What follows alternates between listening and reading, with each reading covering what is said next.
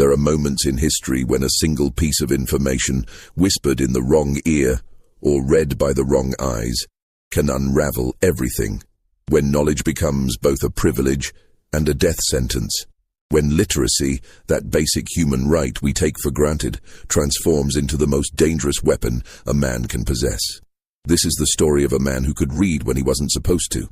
A man who became indispensable precisely because of the one skill that should have made him invisible.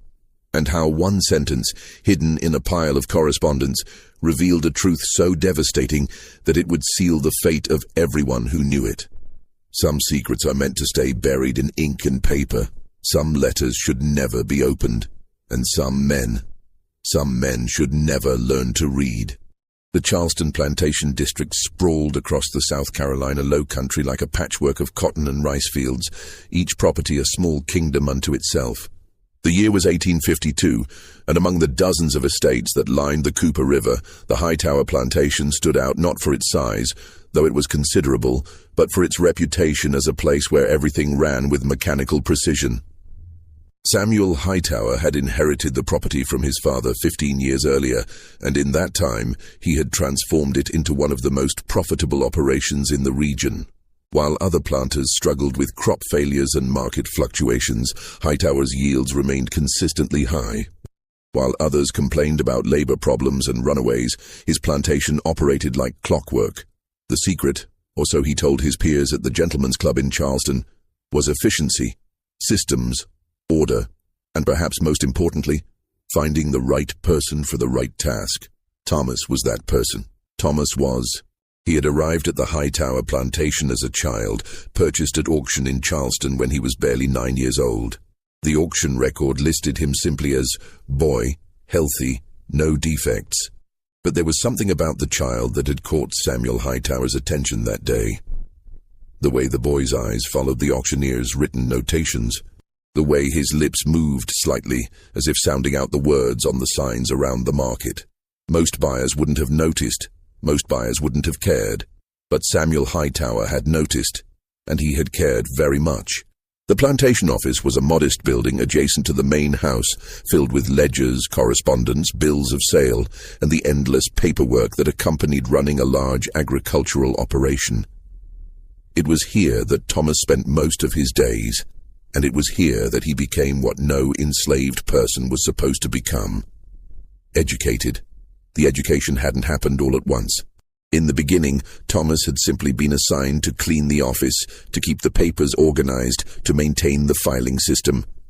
But Hightower had watched him, tested him, gradually revealing that he knew the boy could read. And instead of punishing this forbidden knowledge, he had cultivated it. "You understand, Thomas," Hightower had said one afternoon when Thomas was 12, "that what you can do is illegal in this state. If anyone knew, you could be sold south or worse. But I have a use for you, a particular use. And if you serve me well in this capacity, you'll find your life here far more comfortable than most." It was a bargain struck, not between equals, but between a man with absolute power and a boy with no choice. Thomas would become Hightower's private secretary of sorts, the only enslaved person on the plantation who could read and write, the only one who could be trusted with the master's correspondence. The benefits were real. Thomas lived not in the quarters with the field hands, but in a small room attached to the office building. He ate better, dressed better, and was exempt from the brutal labor in the fields. He was never whipped, never sold, never loaned out to other planters. In the hierarchy of plantation life, he occupied a strange middle space, not free, but not quite as enslaved as the others. The cost was isolation. The field hands viewed him with suspicion, seeing him as the master's spy. The house servants treated him with careful distance, aware that he moved in spheres they didn't understand. Even the overseer, a hard-faced man named Garrett, seemed uncertain how to categorize Thomas. He was property, yes, but property with access to information that even Garrett wasn't privy to. And Thomas had access to everything. Every morning he would sort through the mail that arrived from Charleston. Letters from business associates in Boston and New York. Correspondence from cotton brokers in Liverpool and Manchester. Personal notes from Hightower's sister in Richmond, from his uncle in Mobile, from a dozen distant relatives and social acquaintances scattered across the South. His job was to read everything first, to categorize the letters by importance, to prepare summaries of lengthy business correspondence, and to handle responses to routine matters. Hightower would review his work each evening, make corrections, provide guidance, and then Thomas would prepare the final versions for mailing. It was a system that worked perfectly. Hightower could manage his extensive business interests without drowning in paperwork. Thomas, for his part, performed his duties with meticulous care, never giving his master reason to doubt the arrangement. But of course, Thomas read everything. Every private letter, every business deal, every family secret that passed through Hightower's correspondence. He knew about the debts Hightower owed to banks in Charleston. He knew about the land speculation deals that had gone sour in Georgia. He knew about the ongoing feud with Hightower's brother-in-law over their father's will. He knew which of the neighboring planters were on the verge of bankruptcy, which ones were selling off their enslaved workers to cover losses. Knowledge accumulated over years, a vast mental library of information that Thomas could never share, never act upon, never use for anything except serving his master more efficiently, until the letter arrived in September. It came in the regular post from Charleston, mixed in with a dozen other pieces of correspondence. The envelope was unremarkable. Good quality paper, a Charleston postmark, addressed in a neat, feminine hand. Thomas opened it, as he opened everything else, preparing to read and categorize. The letter was from a woman named Catherine Hayes, and it began innocuously enough. She wrote that she had been referred to Mr. Hightower by a mutual acquaintance in Charleston. She understood he was a gentleman of means and discretion. She had a matter to discuss that required both qualities. Thomas's eyes moved down the page, his expression neutral, professional. He had read hundreds of such letters. People were always approaching Hightower with business propositions, investment opportunities, requests for loans or partnerships. But then came the sentence that changed everything. I am writing to inform you that your son, born to me 17 years ago and given the name Jonathan Hayes, is now of an age where his paternity should be acknowledged, at least privately, and his future secured. Thomas's hand froze. He read the sentence again, then again. The letter continued, but the words seemed to blur on the page. Catherine Hayes explained that she had never sought to cause difficulty for Mr. Hightower, that she had respected his position and his marriage. She had raised the boy herself with the help of her family. But times were difficult. Her parents had both passed, and she thought it only right that Hightower should contribute to the boy's education and eventual establishment in society. She was not demanding public acknowledgement, she stressed. She understood the delicacy of the situation, but surely a man of Hightower's wealth could provide some financial support. Surely he had some feeling for the child he had fathered.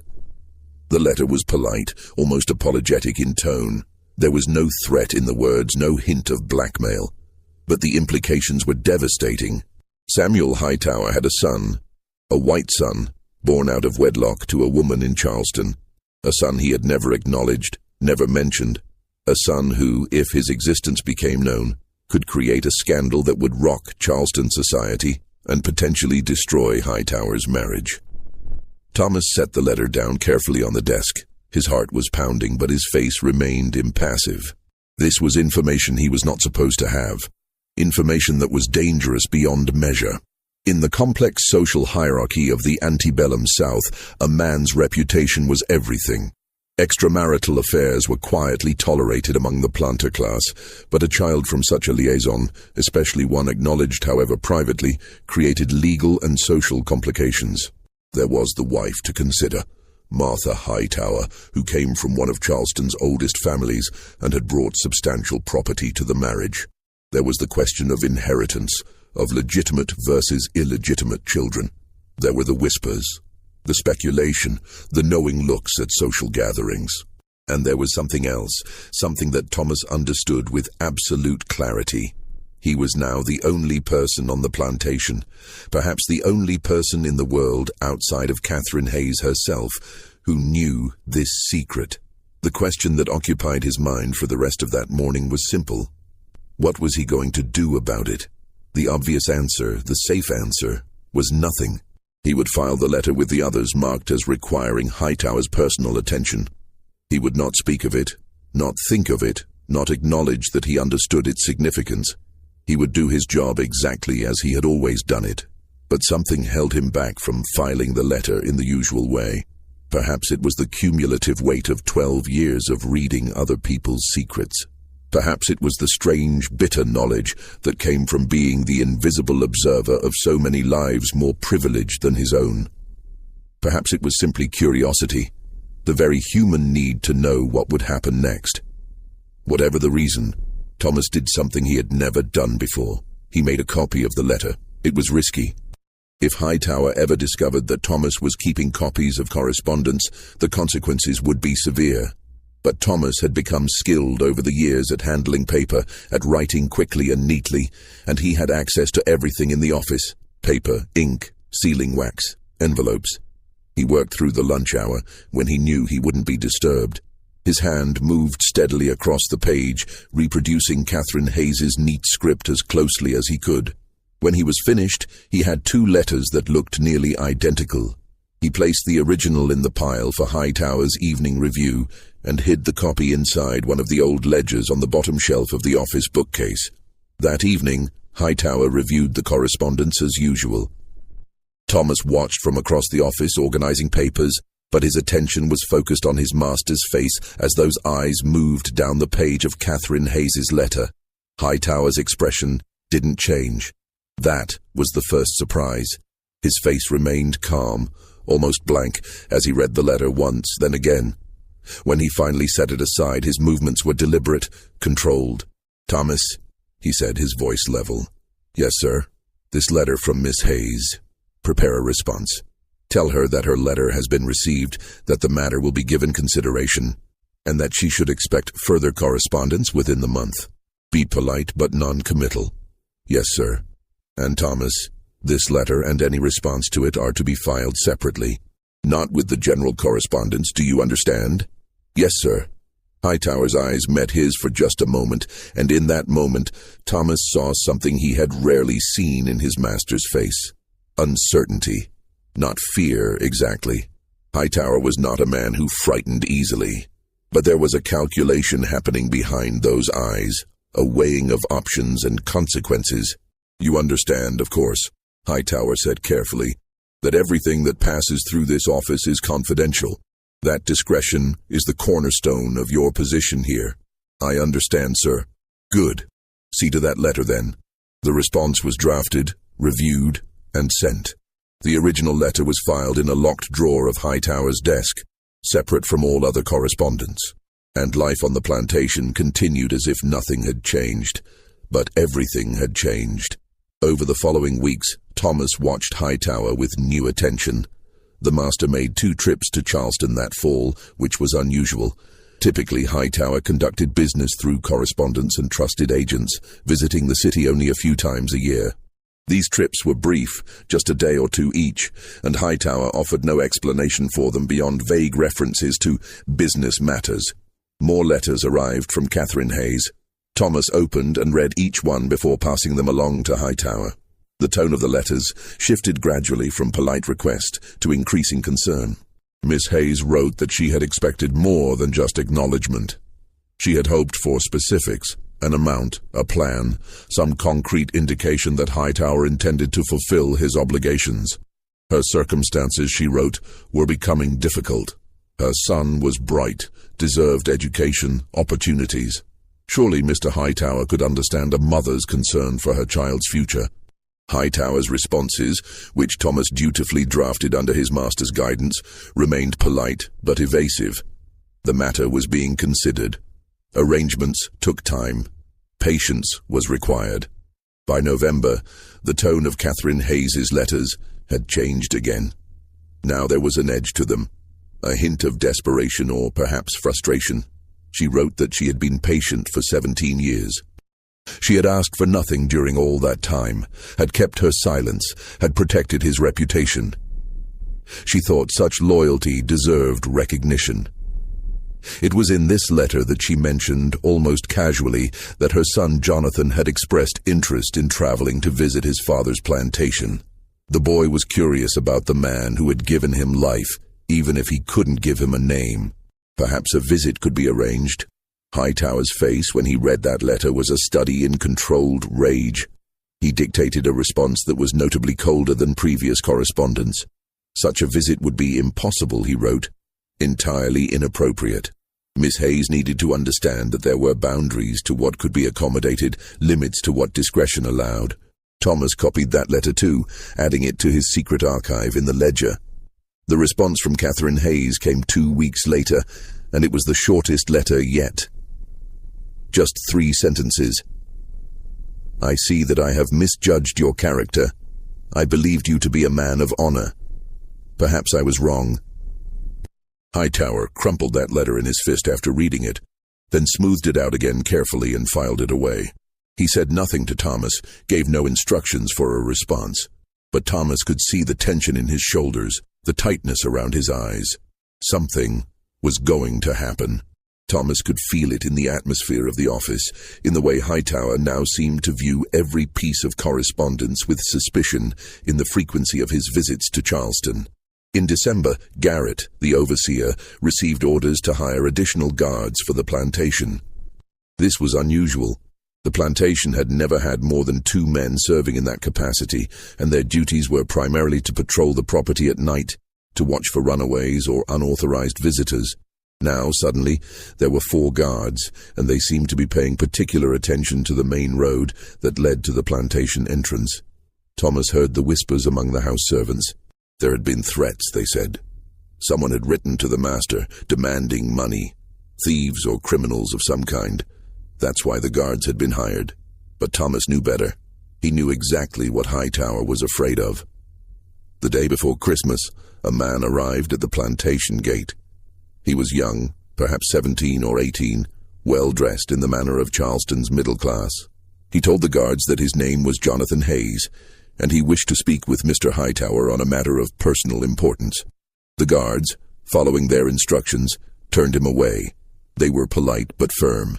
Mr. Hightower was not receiving visitors.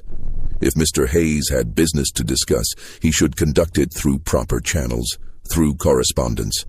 The young man argued. He said he had traveled from Charleston specifically for this meeting. He said it was a matter that could not be discussed in letters. He said, and Thomas heard this third hand, from one of the house servants who had heard it from one of the guards. He said that he was family. The guards escorted him off the property. He left, but not before standing at the gate for a long moment, staring up the tree-lined drive toward the main house he would never enter. Thomas learned about the incident that evening from Hightower himself. There was a situation at the gate today, Hightower said, his voice carefully neutral. A young man claiming to be related to the family. The guards handled it appropriately. I see, sir, Thomas replied. If anyone should inquire about the incident, any of the servants, anyone at all, you are to say that it was a confused young man, perhaps touched by madness or strong drink. You understand? Yes, sir. Good. But Hightower's hand shook slightly as he poured himself a glass of whiskey that evening, and Thomas noticed. The letter that arrived in January was different from all the others. It came not from Catherine Hayes, but from a law office in Charleston. Blackwell and Sons, attorneys at law. Thomas's blood ran cold as he read it. The letter was formal, written in the dry legal language of professional correspondence. It informed Mr. Hightower that the firm was now representing Miss Catherine Hayes and her son, Jonathan Hayes, in a matter concerning paternity and financial support. The letter outlined in precise legal terms the evidence Miss Hayes possessed. Letters from Hightower written years earlier.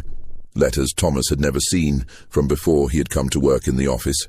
Testimony from witnesses who could place Hightower and Miss Hayes together during the relevant time period. And the physical resemblance between Jonathan Hayes and the Hightower family. The letter stated that Miss Hayes did not wish for public scandal. She remained willing to settle the matter privately.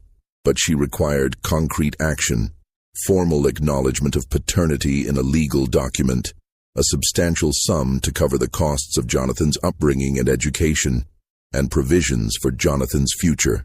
If these terms were not met within 30 days, the letter concluded, Miss Hayes would be forced to pursue the matter through the courts, and the details would necessarily become a matter of public record. It was blackmail, dressed up in legal language. Polite blackmail, perhaps, but blackmail nonetheless. Thomas filed the letter as instructed and waited for Hightower's reaction that evening.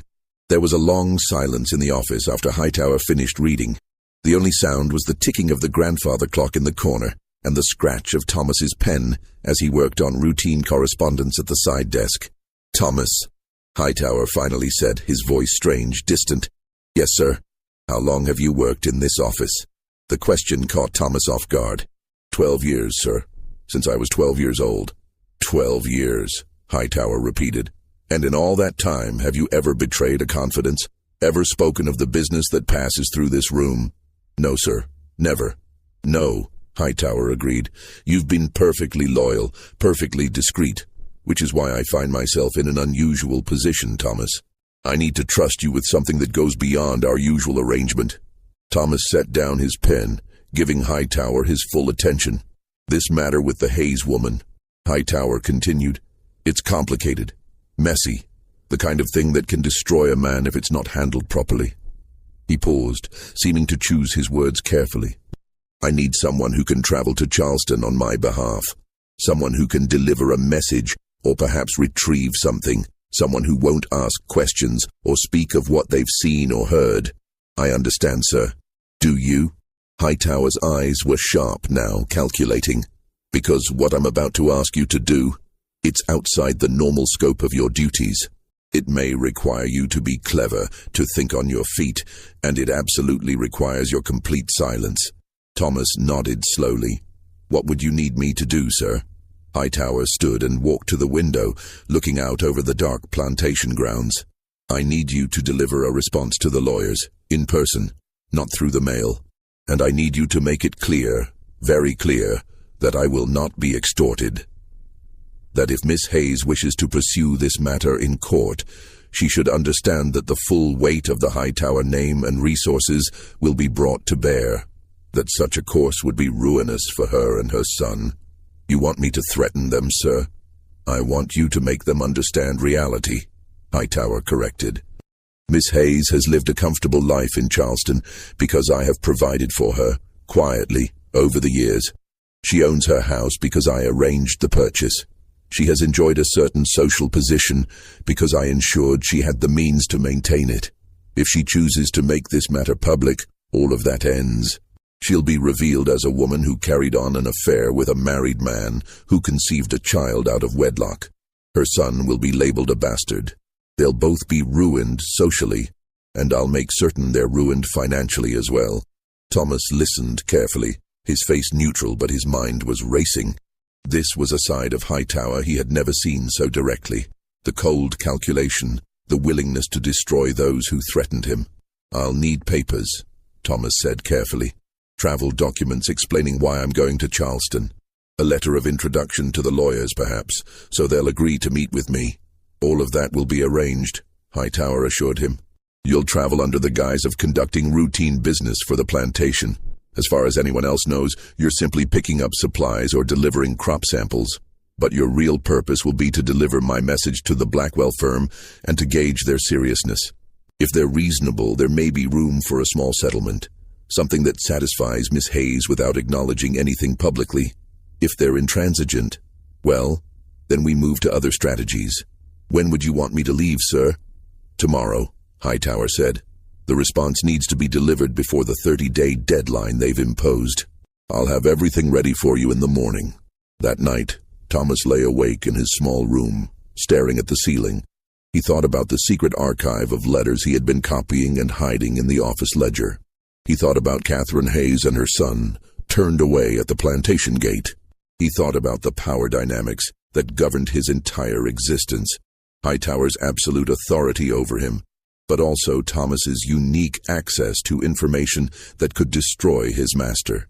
For the first time in his life, Thomas began to consider the possibility of leverage. He wasn't planning escape. That was nearly impossible for an enslaved person in South Carolina in 1853, particularly one who was as recognizable and valuable as he was. But perhaps there was another way. Perhaps the information he possessed, carefully used, could be transformed from mere knowledge into something more tangible.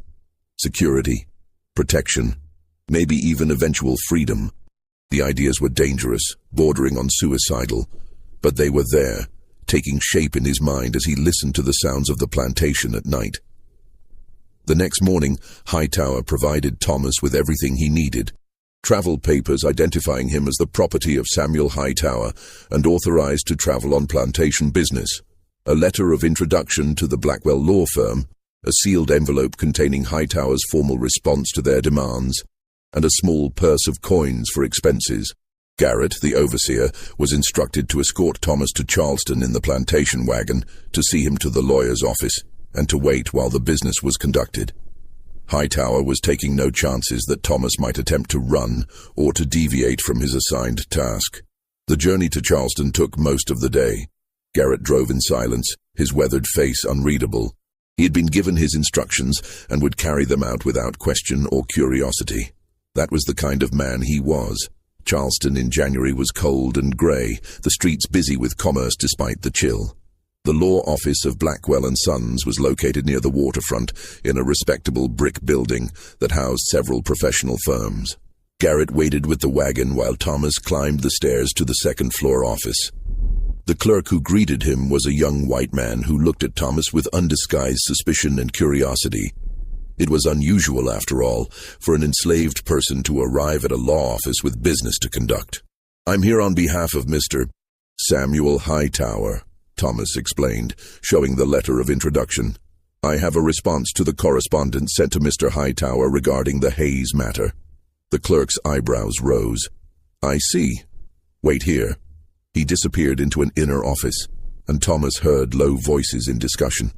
After a few minutes, an older man emerged, one of the Blackwell partners, Thomas assumed. He was perhaps 50, with iron-gray hair, and the kind of face that had spent years negotiating deals and settlements. "You're Hightower's man?" the lawyer asked. "Yes, sir. And you have a message for us?" Thomas handed over the sealed envelope. The lawyer opened it there in the outer office, his eyes scanning the contents. His expression remained professionally neutral, but Thomas thought he detected a flicker of surprise, or perhaps concern. "This is quite firm," the lawyer said finally. "Mr. Hightower is taking a rather aggressive stance." "I'm instructed to clarify Mr. Hightower's position," Thomas said carefully, reciting the speech he had rehearsed. "He maintains that the allegations have no basis in fact, and that any attempt to pursue them publicly will be met with the full force of his legal and financial resources. He wishes to make clear that such a course would be detrimental to all parties involved." The lawyer studied him for a long moment. "You're educated," he observed, "unusual for someone in your position." "Mr. Hightower has found it useful," Thomas replied carefully. "I'm sure he has." The lawyer tapped the letter against his palm thoughtfully. "Tell your master that I'll relay his response to my client. But I should inform you, and you may inform him, that Miss Hayes is not without resources of her own. She has evidence, she has witnesses, and she has a son who bears a remarkable resemblance to the Hightower family. If this matter goes to court, it won't be as easily dismissed as Mr. Hightower seems to believe." Thomas nodded. "I'll convey that to Mr. Hightower, sir." "Good. Is there anything else?" This was the moment. Thomas knew he should simply leave, return to Garrett and the wagon, complete his mission exactly as instructed. But instead, he heard himself say, "I wonder, sir, if it would be possible for me to speak briefly with Miss Hayes herself." The lawyer's eyes narrowed. "Why would you want to do that?" "Mr. Hightower indicated that if there was room for reasonable compromise, I should explore those possibilities," Thomas improvised. It was a lie, of course. Hightower had said no such thing. But it was a plausible lie, one that fit the situation. The lawyer considered this. "Miss Hayes isn't here, but I could potentially arrange for you to meet with her briefly, if you can wait an hour or so. She lives nearby." "I can wait," Thomas said.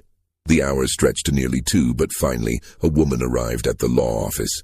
Catherine Hayes was in her mid-40s, well-dressed but not wealthy, with the kind of face that had once been beautiful and still retained a certain quiet dignity. She was accompanied by a young man who could only be Jonathan. The resemblance to Samuel Hightower was striking. Jonathan had the same strong jaw, the same set to his shoulders, the same color eyes. If anyone compared him to Hightower side by side, there would be no question of paternity.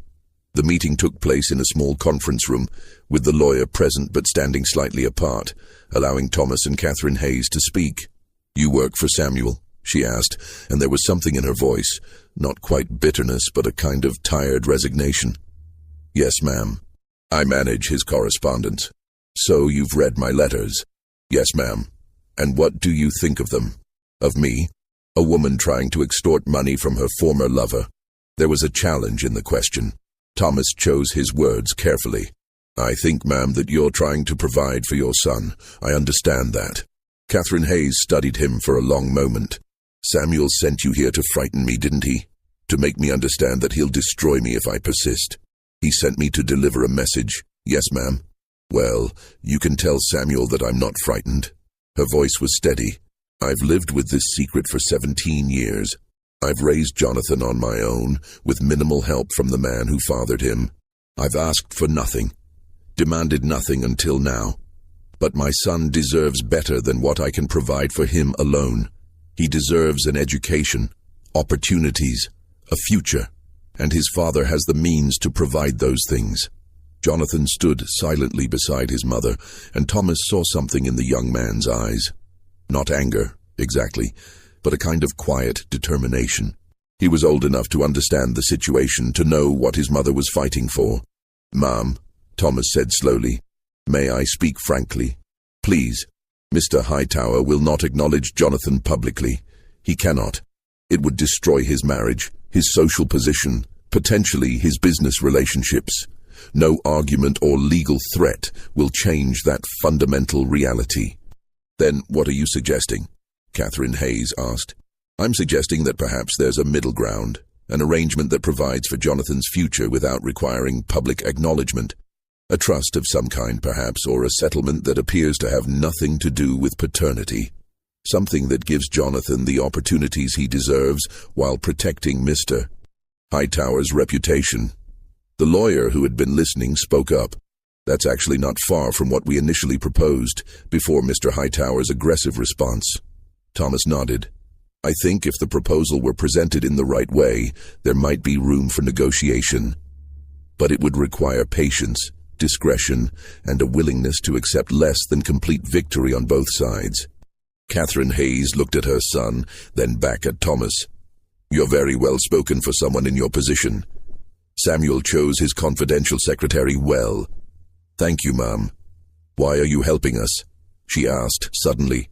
"You work for Samuel. Your loyalty should be to him."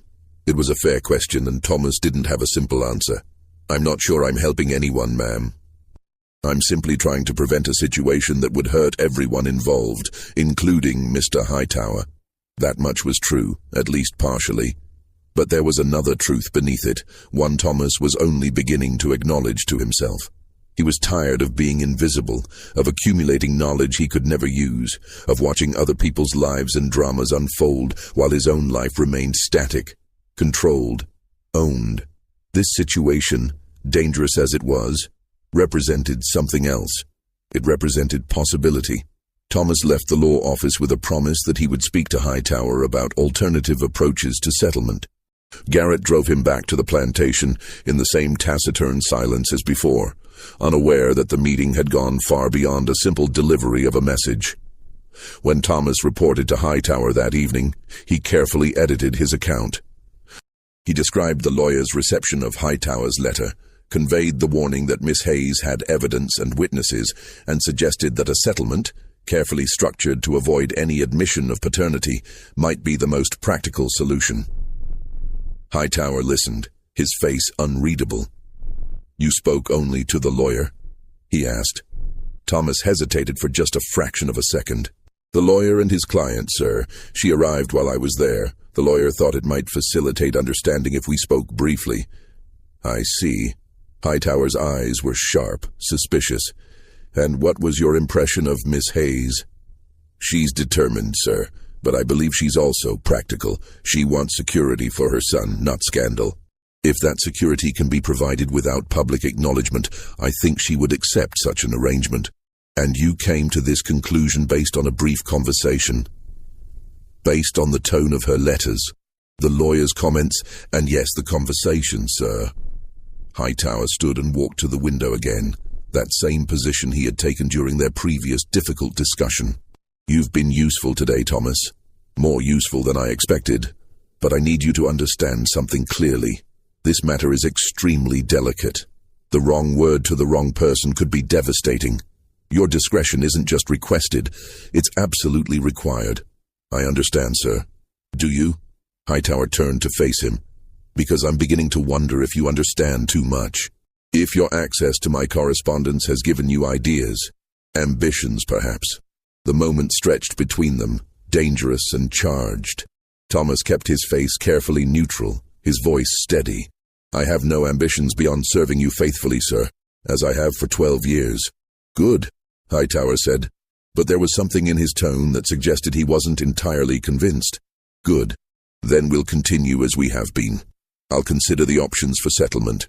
You'll maintain absolute silence about this entire matter. Is that clear? Perfectly clear, sir. But as Thomas left the office that night, he felt the weight of Hightower's suspicion like a physical presence. The master was beginning to wonder if his perfectly loyal, perfectly discreet secretary might represent a danger. And Hightower was right to wonder. Over the next few weeks, Thomas became the intermediary in a delicate negotiation. Letters flowed back and forth between the plantation and Charleston, between Hightower and the Blackwell firm, and Thomas read every word of every letter on both sides. Slowly, painfully, an agreement began to take shape. Hightower would establish a trust fund, not for Jonathan Hayes specifically, but for certain educational purposes managed by the Blackwell firm. The amount was substantial, enough to cover Jonathan's education at a good school in the north, with additional provisions for his eventual establishment in business or profession. In exchange, Catherine Hayes would sign a legal document stating that she made no claims against Samuel Hightower, would not seek further financial support, and would not publicly suggest any connection between the Hightower and Hayes families. The document was carefully worded to avoid any admission of paternity while still binding both parties to silence. It was a compromise that satisfied no one completely, but that everyone could live with. The lawyers drew up the papers. Hightower reviewed and approved them. A date was set for the signing of the agreement to take place at the Blackwell office in Charleston. Thomas was instructed to attend the signing, to witness the signatures, and ensure that all documents were properly executed. This time he would travel alone. Hightower evidently had decided that Garrett's presence was unnecessary, or perhaps he simply wanted the whole matter concluded as quietly as possible. The morning of the signing, Hightower called Thomas into the office before dawn. "This matter will be concluded today," Hightower said. "After this, I don't want to hear the name Catherine Hayes or Jonathan Hayes ever again. The papers will be signed, filed with the lawyers, and forgotten. Do you understand?" "Yes, sir. And Thomas, once this is done, I think it would be wise for us to make some changes to how the office operates. I've been thinking that perhaps you've taken on too much responsibility. Perhaps it would be better to distribute some of those duties among other staff. You could focus on simpler tasks, the kind that don't require you to read quite so much of my correspondence." The message was clear. Hightower no longer trusted him with full access to the correspondence. The master was beginning to see his educated slave as a liability rather than an asset. Thomas felt something cold settle in his chest, but he kept his voice level. "As you think best, sir." "I do," Hightower said. "But let's get through today first. Complete this task satisfactorily, and we'll discuss the new arrangements when you return." Thomas made the journey to Charleston with a sense of foreboding. He carried the signed documents from Hightower, the authorization for the trust fund, all the papers necessary to conclude the agreement. But he also carried the copies he had made of all the correspondence hidden in the lining of his jacket. The signing took place in the conference room of the Blackwell office. Catherine Hayes was there, dressed in her best clothes, looking both relieved and sad. Jonathan sat beside her, solemn and quiet. The Blackwell partners were present, along with a notary to witness the signatures. Thomas handed over Hightower's documents. The lawyers reviewed them, nodded their approval. Catherine Hayes signed her name to the agreement with a hand that trembled slightly. The lawyers signed as witnesses. The notary applied his seal. It was done. "Miss Hayes," one of the lawyers said, "the trust will be administered by our firm according to the terms outlined. Your son will have access to the funds for education and establishment as agreed. You'll receive quarterly reports on the trust's status." "Thank you," Catherine Hayes said quietly. She stood to leave, and as she passed Thomas, she paused. "I don't know what you said to Samuel," she said softly, "but I believe you're responsible for this settlement. Thank you." Thomas nodded, unsure how to respond. But Jonathan stopped as well, looking at Thomas with those eyes that were so much like Hightower's. "What's your name?" he asked. "Thomas, sir." "Thank you, Thomas. I understand you work for my—" He paused, correcting himself. "For Mr. Hightower. I hope you're treated fairly there." There was something in the young man's tone, a recognition, perhaps, that Thomas's position was complicated, that his role in all this had been both powerful and powerless. "I manage, sir," Thomas said. After Catherine and Jonathan Hayes left, Thomas collected the executed copies of the agreement for Hightower and prepared to return to the plantation. But as he descended the stairs of the law office, he made a decision. He didn't return to the plantation immediately. Instead, he went to the Charleston courthouse, to the Office of Public Records. It was a risky move. An enslaved man entering a courthouse alone could attract unwanted attention. But Thomas had his papers, his letter of authorization from Hightower, and the confident bearing of someone who belonged. The clerk at the records office looked at him with the same suspicion Thomas had encountered at the law office, but Thomas explained that he was filing documents on behalf of the Hightower plantation. The clerk, bored and indifferent, showed him to the filing room. What Thomas did next was either very clever or very foolish, depending on how one looked at it. He made additional copies of the Hayes settlement agreement, carefully writing them out by hand. He filed one copy in the public records, in the section for trust agreements and estate documents, where it would sit unnoticed among thousands of similar papers unless someone specifically searched for it. It wasn't illegal to file such a document. It was a legitimate legal agreement after all. But neither Hightower nor the Blackwell firm had intended for it to become a matter of public record. The other copies Thomas kept for himself. Then he returned to the plantation and reported to Hightower that the matter was concluded. The agreements were signed, the trust established, the Hayes family satisfied. It was over. Hightower seemed relieved, but his manner toward Thomas remained cool, distant. True to his word, he began implementing changes to how the office operated. Other slaves were brought in to handle correspondence sorting. Thomas was relegated to simpler filing tasks, physical organization of papers, maintenance of the office. He still read, but he no longer had unfettered access to all of Hightower's business and personal correspondence. The master was limiting his slave's knowledge, reducing his power. For Thomas, this was confirmation that he had been right to prepare for this possibility. The copies he had made, the documents he had carefully hidden, were his insurance policy. Not something to be used lightly or rashly, but something to have, just in case. The months passed. Spring came to the low country, then summer. The plantation operated as it always had. Hightower conducted his business, entertained guests, traveled to Charleston for social and commercial purposes. Thomas performed his reduced duties in the office, reading when he could, but mostly just filing and organizing. It might have continued that way indefinitely, if not for the fire.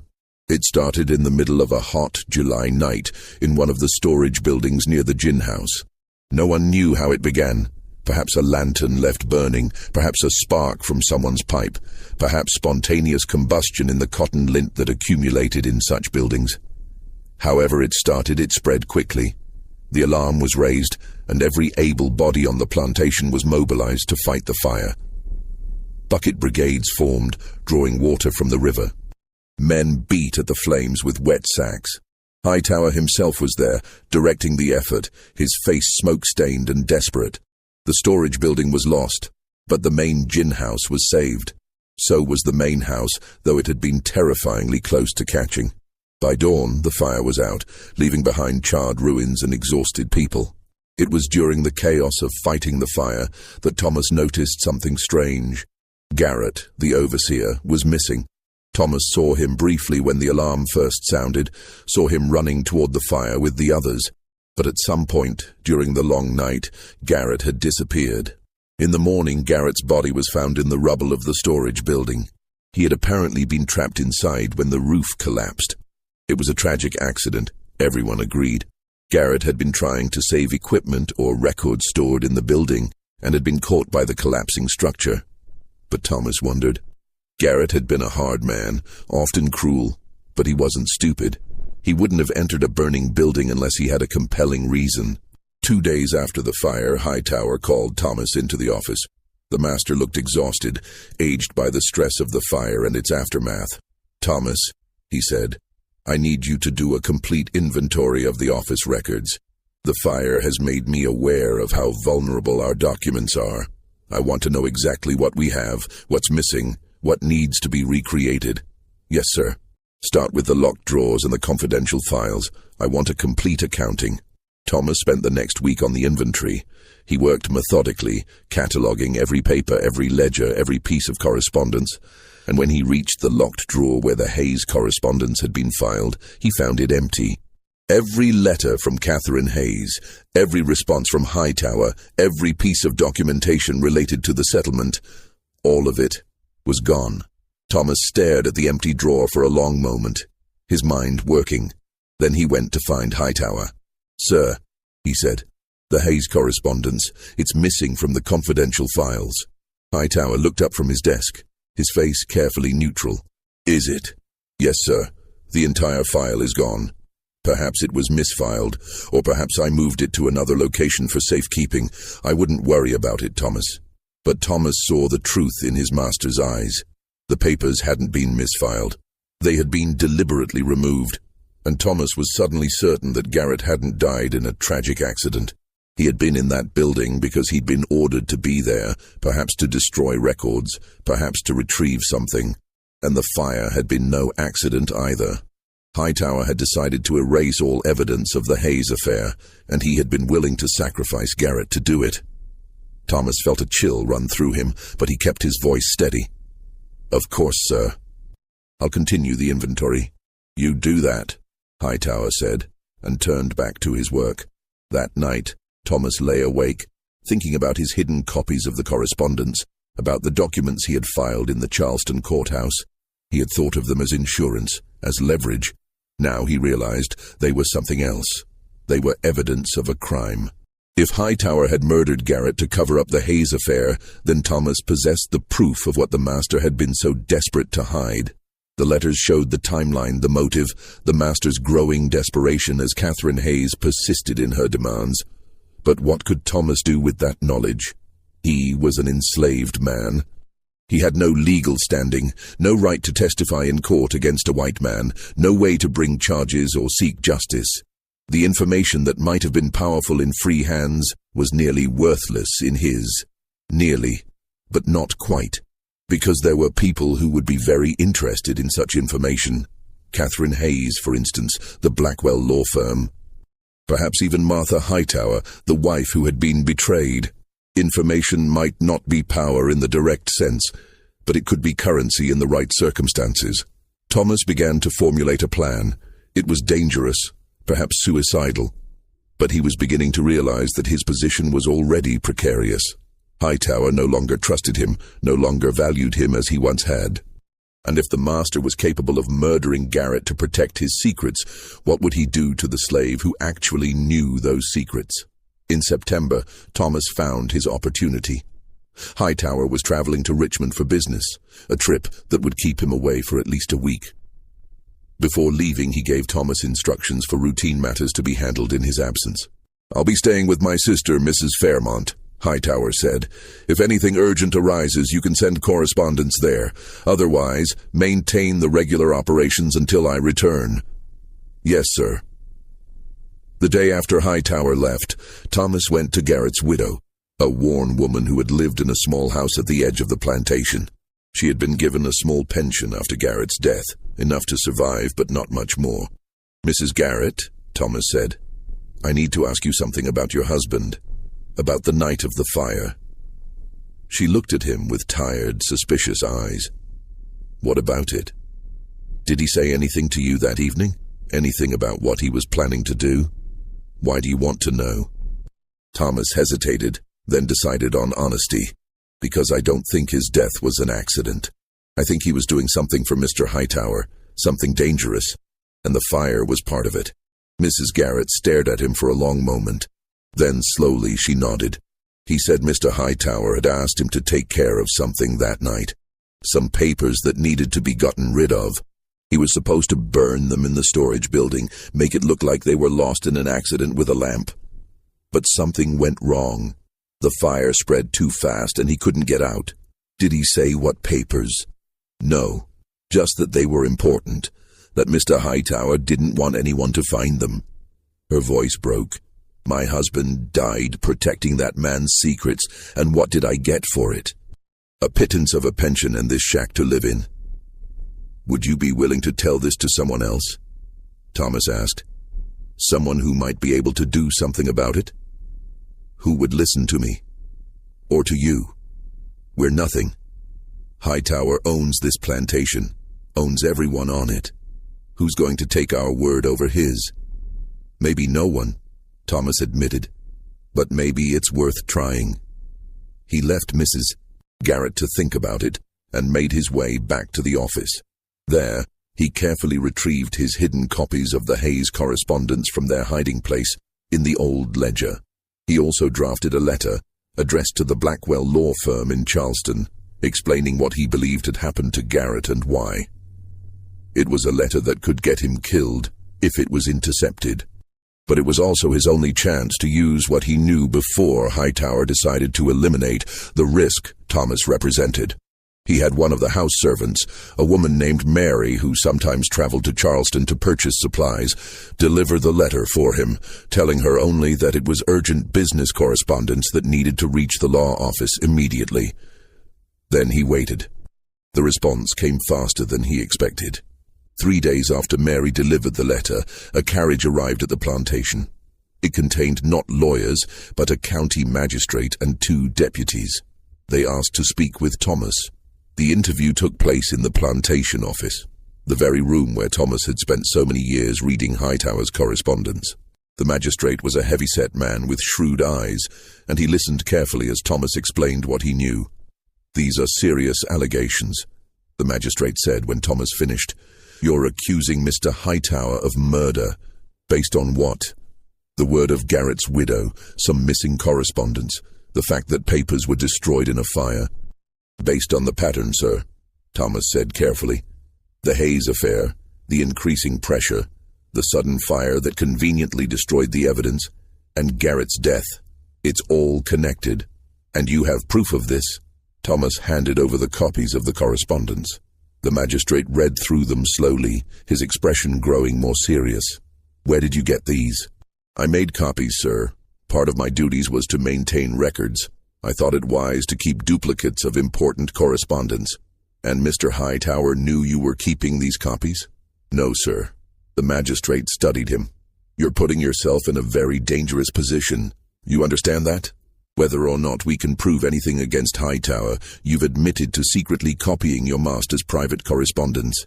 That's a violation of trust at the very least." "I understand, sir. Why are you doing this? What do you hope to gain?" It was the same question Catherine Hayes had asked him months earlier. Thomas had a better answer now. "I want to live, sir. I believe that Mr. Hightower sees me as a liability, someone who knows too much. If he was willing to kill Garrett to protect his secrets, he'll eventually decide to eliminate me as well. This is my attempt to protect myself by making those secrets public. If they're already known, there's no point in silencing me." The magistrate nodded slowly. "That's clever. Dangerous but clever." He stood, I'll need to investigate further. Talk to Mrs. Garrett, examine the site of the fire, speak with others who were there that night. In the meantime, you should know that you've set something in motion that can't be stopped. Even if nothing comes of the murder allegations, Hightower will know that you've betrayed him. He'll know what you've done." "I know, sir." "Then may God help you," the magistrate said. The investigation stretched over the next 2 weeks. Thomas continued his duties in the office, but the atmosphere on the plantation had changed. Word had spread about the magistrate's visit, about the questions being asked. No one knew the full details, but everyone sensed that something significant was happening.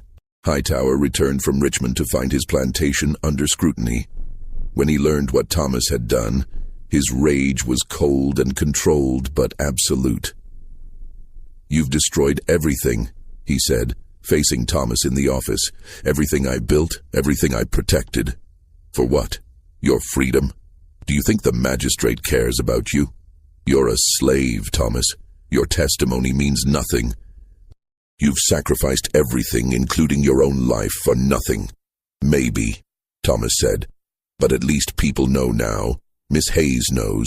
Your wife knows. The whole county knows that you had a son you refused to acknowledge, that you tried to hide it, that a man died because of your secrets. Even if they can't prove murder, they know." Hightower's face was pale, his hands trembling with suppressed fury. Get out of this office. You're relieved of all duties. You'll be sold south by the end of the month." "Yes, sir," Thomas said, and left. Being sold south was one of the most feared threats in the enslaved community. It meant being sold to the brutal labor camps of the Deep South, to the sugar plantations of Louisiana, or the cotton fields of Mississippi, where life expectancy was measured in years, and conditions were far harsher than in the coastal regions. It was a death sentence just slower than a bullet, but Thomas had one more card to play.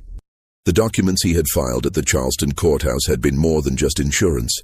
They were a public record now, accessible to anyone who knew to look for them, and he had made sure that the right people knew. Catherine Hayes, for one. She had been horrified to learn about Garrett's death and the circumstances surrounding it. She had also been furious to discover that Hightower had tried to destroy all evidence of the settlement agreement, potentially leaving Jonathan without the protection they had negotiated. She went to the newspapers. The scandal that erupted in Charleston society was everything Hightower had feared and worse. The papers didn't explicitly accuse him of murder. That would have been libel. But they reported on the mysterious death of an overseer, on allegations of destroyed evidence, on the existence of a secret son, and a settlement agreement. They noted that a slave with unusual education had brought the matter to light, that a magistrate was investigating. Charleston's high society loved nothing more than a scandal involving one of their own, and the Hightower affair had everything: secret children, possible murder, a betrayal by a trusted servant. Martha Hightower, the wife, filed for separation. The banks that had extended credit to Hightower's operations began calling in their loans. Business partners quietly severed their connections. Within a month, the social and financial edifice that Samuel Hightower had built began to crumble. And in the midst of all this, Thomas found himself in an unexpected position. The magistrate's investigation couldn't prove murder. The evidence was too circumstantial, and Thomas's testimony, as an enslaved person, couldn't be used in court against a white man. But the investigation had made Thomas visible in a way that made him valuable. The newspapers called him the educated slave who exposed the Hightower secrets. Abolitionists in the North got wind of the story and began using it as propaganda. See how even the most privileged enslaved person was ultimately powerless, how even those granted education and relatively good treatment were still property, still vulnerable. Several northern abolition societies approached the Blackwell law firm with an offer. They would purchase Thomas's freedom and provide him with safe passage to the North, where he could tell his story publicly. Hightower, desperate for cash as his empire collapsed and eager to be rid of the slave who had destroyed him, agreed to the sale. In November of 1853, Thomas walked out of the Hightower plantation as a free man. He carried with him nothing but the clothes on his back and the knowledge he had accumulated over 12 years of reading other people's mail. The story could have ended there, a triumph of sorts. A slave who used forbidden literacy and carefully gathered information to secure his freedom, to bring down a cruel master, to expose injustice. But the reality was more complicated. Thomas traveled north, first to Philadelphia and then to Boston. The abolition societies that had purchased his freedom wanted him to speak at public meetings, to write his memoirs, to become a voice for the cause. And Thomas tried. He spoke at several meetings, told his story, described his years in the office reading correspondence, explained how he had gathered evidence of Hightower's affair and cover-up. But he found that northern audiences wanted a different kind of story. They wanted tales of brutal physical abuse, of families torn apart, of escape and heroic flight to freedom. His story of relative privilege, of education, of manipulation and information rather than physical resistance didn't fit the narrative they expected. Moreover, Thomas discovered something uncomfortable about his own actions. Yes, he had exposed Hightower's secrets and secured his own freedom. But in doing so, he had also devastated Catherine Hayes and her son. The public scandal had ruined them socially. Catherine Hayes was forced to leave Charleston, ostracized by the community. Jonathan's hopes for education and establishment were complicated by being publicly known as an illegitimate child. Thomas had used their story as leverage for his own freedom, and they had paid a price for that. He tried to make contact with Catherine Hayes to apologize, to explain, but she refused to see him. He received a single letter from her, brief and cold. "You did what you needed to do to survive. I understand that. But please don't expect gratitude or forgiveness. You saved yourself at the expense of my son's future. That was your choice, and we all must live with it." As for Hightower, the former planter never recovered from the scandal. He sold the plantation at a loss, moved to a smaller property in the western part of the state, and died of a stroke 2 years later. His wife never reconciled with him. Thomas lived the rest of his life in Boston, working as a clerk and eventually as a teacher in a school for black children. He never wrote his memoirs, despite continued requests from abolitionists. He kept the copies of the Hightower correspondence hidden away, never showing them to anyone. When he was older, a student once asked him if he regretted his actions, if he would do things differently given the chance. Thomas thought about it for a long time before answering. "I read a sentence," he finally said, "that changed my life. That gave me the opportunity to become free. But freedom came at a cost, not just to me, but to others who were caught up in the secrets I revealed. Was it worth it? I don't know. I'm here, I'm free, I'm alive. But I'm not sure I can call it justice. It's more like survival. And survival is rarely clean or simple." He paused, then added, "Literacy is a powerful thing. Knowledge is a powerful thing. But power doesn't automatically translate into righteousness. That's something I learned too late." The story of the only slave allowed to read the master's letters is not a simple tale of triumph or tragedy.